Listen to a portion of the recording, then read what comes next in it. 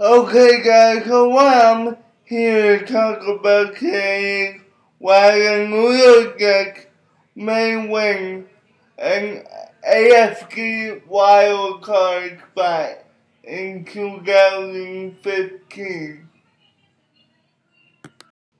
Going into the 2015 season, I expect the New York Jets to run a conservative type offense solely due to the fact that the Jets are going to have to start Ryan Fitzpatrick at quarterback because of the fact that Geno Smith is out with a broken jaw until at least October, and Bryce Petty is undergoing a long development process to be the future Jets franchise quarterback. As a result of this,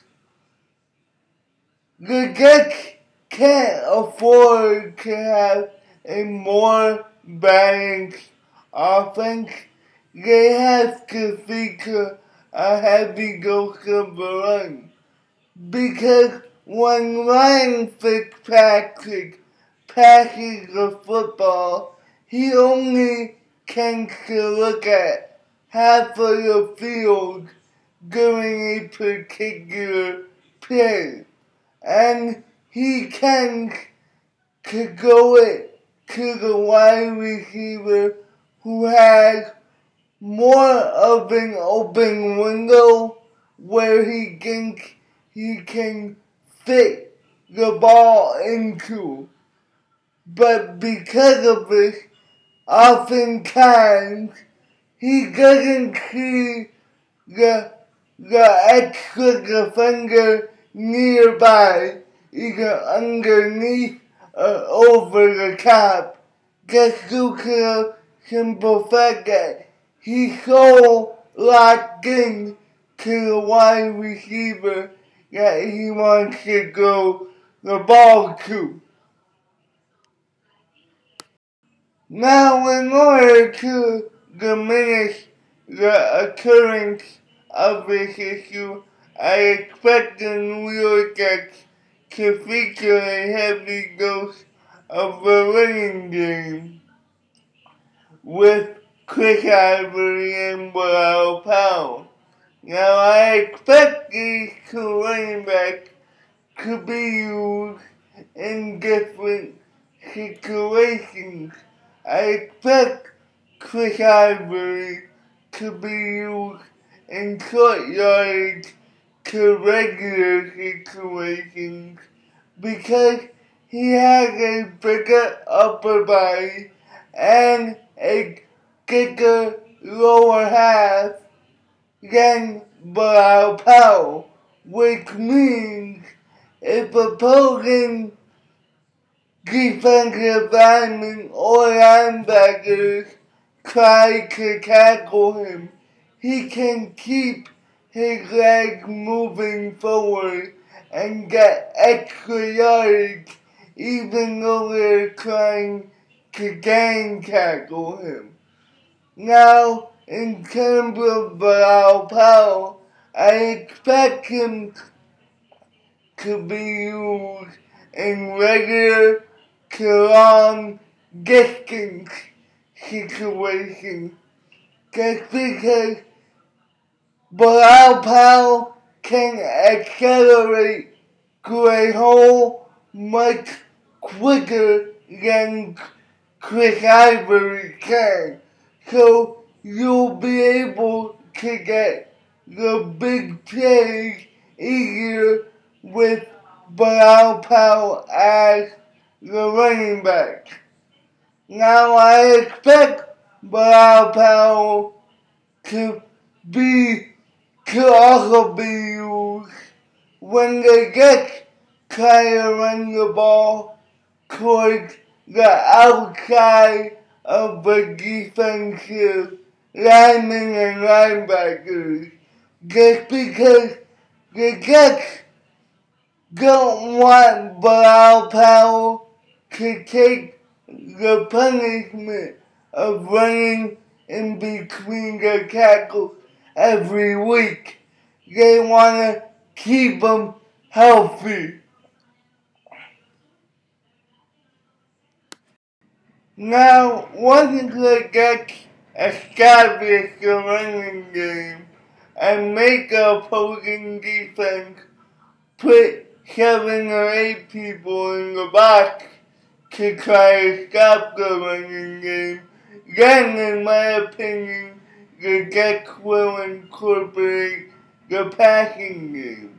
Now, when they do decide to call a pass, I would expect it would be a lot of play action, because you could give the defense the illusion that you're running the football, and that will create more man-to-man coverage and easier goals for Ryan Fitzpatrick to make, as he has more open space on the field and can lead his wide receivers to the football without having to worry about an extra defender over the top or underneath.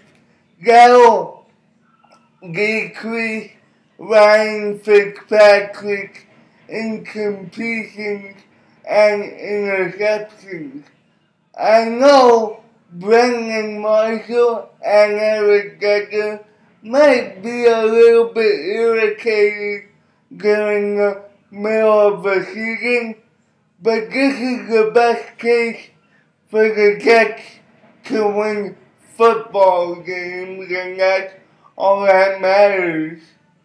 Now let's transition to the defense. Now I'm gonna first talk about the run defense. Now, in terms of the run defense, I expect opposing offensive linemen to try to double team Muhammad Wilkerson until at least Sheldon Richardson comes back from suspension. We don't know how long his suspension is gonna be, but until he gets back on the field, opposing offensive linemen are going to try to double team him. So it'll be up to Leonard Williams and the rest of that defensive line, who's gonna mostly face one-on-one coverage, to get to the backfield and wreak havoc. Stop the running back in the backfield. If Leonard Williams is able to do this on a semi-consistent basis, all of a sudden, opposing offensive linemen can't double team Muhammad Wilkerson anymore, because they need to pay attention to Leonard Williams and the damage that he's causing in the backfield. And they need to give their running back the best opportunity to run the football. All of a sudden, when they can't double team Muhammad Wilkerson, now both Leonard Williams and Muhammad Wilkerson have the opportunity to wreak havoc in the backfield. Now, when Sheldon Richardson comes back, if he comes back, then the Jets run defense will be great, because you're gonna have 3 guys who are capable of getting into the backfield on a semi-consistent basis and tackle the running back behind the line of scrimmage. So, in terms of the running game, at least early in the season, it'll be up to Leonard Williams to make an impact. I know he's a rookie, but since Sheldon Richardson got suspended, that's the only way the Jets are going to be able to make an impact on the running game. Now, let's transition over to the passing defense.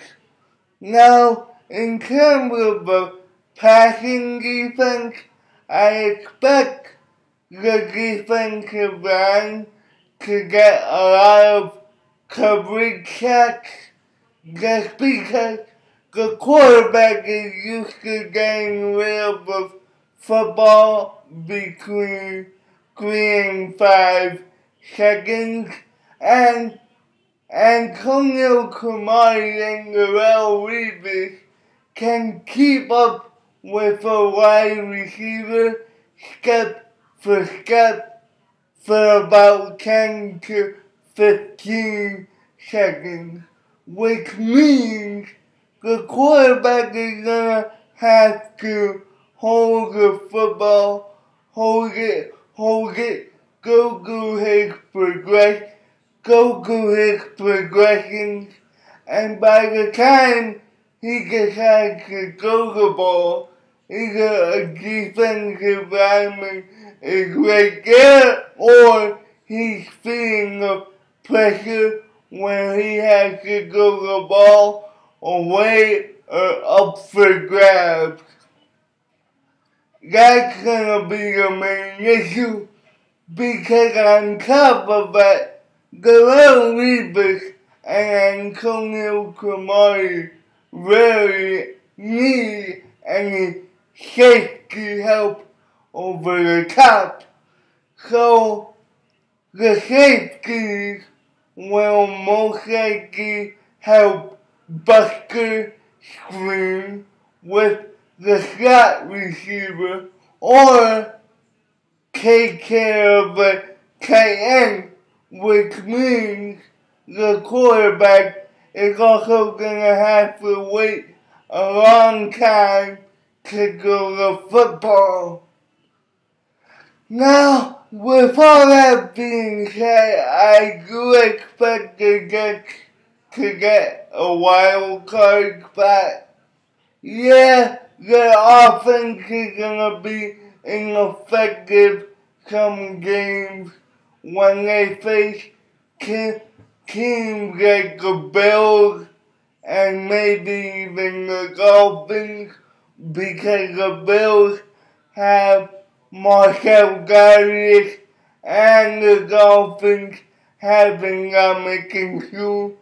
But I feel they have enough on offense to go 10-6, 9-7, and that'll put them right up there for an AFC wild card spot.